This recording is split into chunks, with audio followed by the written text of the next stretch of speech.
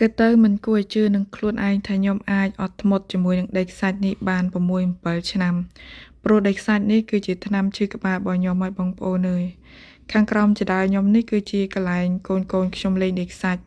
កាលពី6-7 ឆ្នាំមុនគឺដីខ្សាច់ឡើងពេញបឹបតែម្ដងធម្មតាក្មេងៗគាត់លេងគាត់មានបាចចោលខ្លះអីខ្លះហើយជាប់ដៃជាប់ជើងខ្លះអីខ្លះ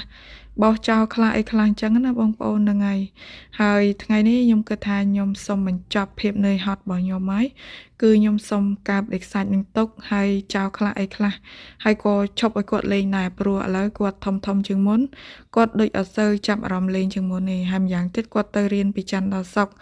ហើយខ្ញុំគិតថាខ្ញុំប្រមូលចោលហើយបងប្អូនអើយព្រោះខ្ញុំចង់បានកន្លែងហ្នឹងដើម្បីយកទៅដាំផ្កាវិញ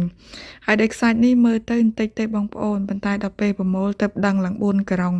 ហើយខ្ញុំបោះចោលដាក់ក្នុងធុងសម្រាមខ្លះអីខ្លះហើយទម្រាំទៅកាយហើយចាហត់មែនទែនបងប្អូនចាមួយកន្លុកនេះខ្ញុំនឹងដាំផ្កាវិញទាំងអស់តែម្ដង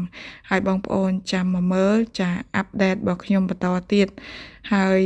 School Holiday មានការងារអីទេបងប្អូនមានតែប៉ុណ្្នឹងឯងនាំកូនធ្វើការខ្លះ